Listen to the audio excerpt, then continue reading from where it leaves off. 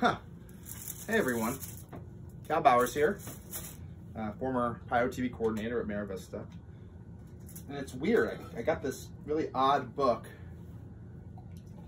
on my stoop this morning. I didn't see who dropped it off or anything, but it's weird. It's covered in foil, and it's really heavy. It's like made out of metal or something. And it says something weird on the front. It says, "To the bearer of this book, out loud you must read it. Turn on the camera, make a show. There are people who need it." Huh. Okay. Well, let's see what's inside. Oh, there's another note here. It says, "You have to do the voices." Okay, I really don't know what that means, but let's give it a shot. Why not? Chapter 1. When you wish upon a star or a tree. Sarah sits on the front stoop of her house rereading the letter she had spent the better part of that morning writing.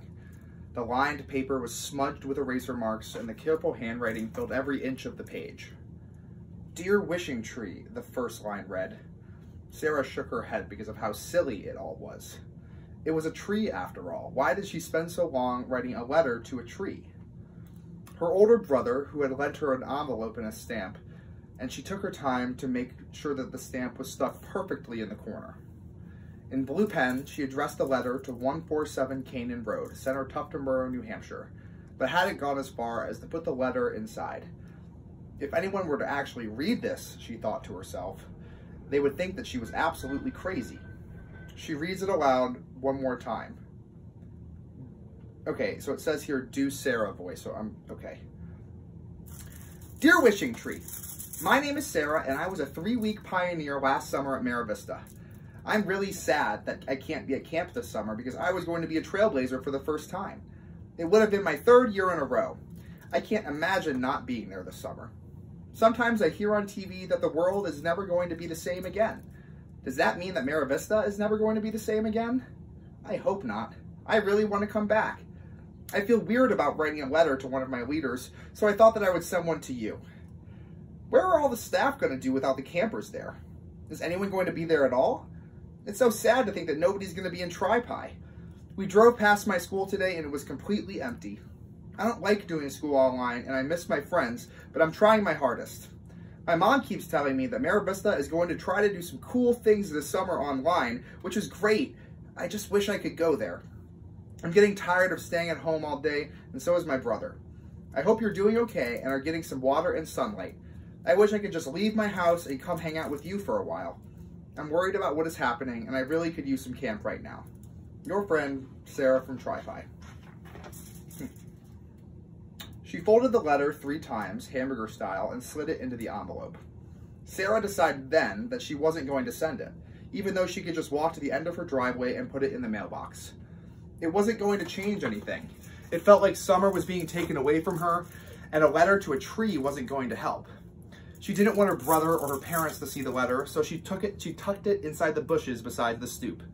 Before she went inside, she pushed the letter deeper into the dirt to make sure that nobody found her silly letter, because after all, trees can't write back. The rain that night was monstrous, with huge sheets of water washing the street outside Sarah's house on Fork Avenue. The early summer bushes and flowers were thankful, but the letter buried in the dirt was not faring well. The blue ink that Sarah had painstakingly applied hours before had begun to run down the envelope and into the soil. If it had been left alone all night, the letter would have been turned into an unreadable pile of mush by morning. But something peculiar happened on Forks Avenue that night. As the ink crept deeper and deeper into the soil of the bush, the roots started to twist and turn slowly, pulling the letter deeper and deeper into the earth. The underground system that Sarah's dad had planted 5 summers ago reached out like hundreds of helping hands, straightening the corners and absorbing the water that had once made it wet. The letter traveled through the roots for the next couple hours until it eventually rose from the ground on a certain stump across the path from Blueberry Cabin, delivered by the hundreds of miles of plants that knew what must be done. The wishing tree had been asleep for months, as they preferred not to be awake during the winters.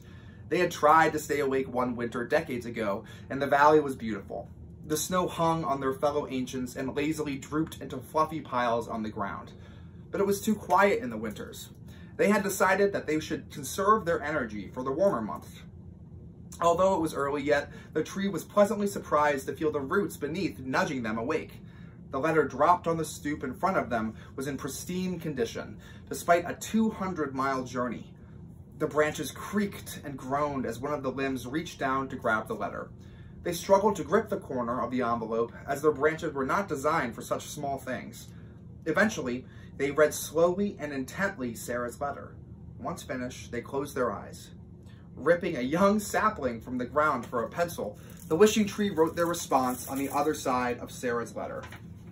Okay, so now it says, do wishing tree voice. Okay. It's happening again! Oh, what do? We haven't seen a year like this since 1942! Sarah, I remember you well. The one with the bright yellow sandals. I remember all of the candles, even the ones who used only candles. I've seen buildings erected, new directors elected. I'm so honored that a letter to me you've selected. I share your disappointment in this summer's cancellation, for it's the campers who make the magic, not a place of staff creation. Humans are not the only citizens of this valley. This letter you wrote, you've inspired a call to rally. The magic will happen. We, the trees, will see it through. Thank you for what you have started, something only a camper could do. With the placement of the final period of their response, lightning flashed across the meadow. The roots swung into action, pulling the letter back into the mud. The clouds above seemed to rush to get out of the way, leaving the sky wide open for lightning to strike. The rocking chairs on the farmhouse porch began to rock back and forth. The stacks of cups in the eating lodge rattled on their racks.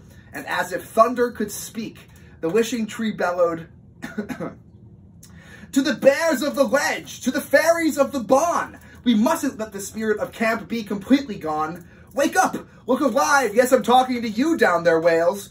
I've received an important message, thanks to the work of a root mail. To the porcupines of New Jersey, to the rock trolls of the AC, it's me, your old friend, the tall and mighty wishing tree. Loan Inspector, get your clipboard. Paul and Patrick, start the gator. We must get started now. There's no time to wait for later. With all of you awake, I call the summer of 2020 into session. The campers need us. It's from them that we learn a lesson. As the tree roared the last word of its call, a magnificent purple beam of light struck the fourfold fountain. All four spouts burst with living thunderbolts that in no time had spread themselves out across the entire valley. They raced from corner to corner, prodding awake the inhabitants that had been sleeping for decades. As they skittered and slid across Danhole Pond, the whales breached from its glassy surface, elated to escape the depths of Danhole. The energy danced around the rafters in the pond, inviting the fairies to open up the fourfold tournament plaques that had served as their front doors for the last century. The rock trolls of the AC shook off the moss and dirt that kept them lodged into the side of the steep hill. The bears, happily hibernating near the ledge, felt their furs stand on end as the electricity danced on the mountain. The family of porcupines that live in West End Shelter danced with the energy in the shadow of its luminous purple light. The hawks that occupied the bald-faced peak of Flag Mountain screeched and cawed at the sight of the purple streaks flying up the gorilla trail. Sarah couldn't go to sleep because she kept thinking about the letter she abandoned. She thought about it in the bushes outside and didn't feel right about it. She decided that she would sneak out when she heard her parents' bedroom door close to retrieve it. Slipping on her yellow Crocs, Sarah crept down the stairs to the front door. Ever so carefully, she turned the knob, but it whined anyway. Her dog, Quinn, stared at her from her bed in the living room. Usually a barker, Quinn stayed quiet when she saw Sarah, as if she understood. Sarah made her way to the stoop on her tiptoes and started to rifle through the bush for the letter. Fingernails covered in dirt, she dug on her hands and knees as the rain continued to pour. I guess somebody picked it up, she thought disappointedly. Suddenly, she noticed a light purple glow coming from the hole she dug in the mulch. The corner of her letter started slowly to creep out from the soil, the roots seemingly pushing it through the earth. She tugged on the corner as the roots gently released their hold on the letter.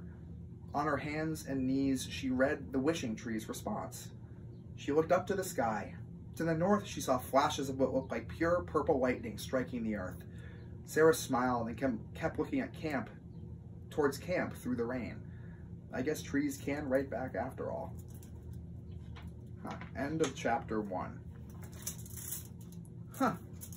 There's nothing here for chapter 2. Well, if anything else shows up, I'll record it, me reading it again. Hope you all have a great day. Again, Kal Bowers here. I'm now the owner of this weird book. Thanks.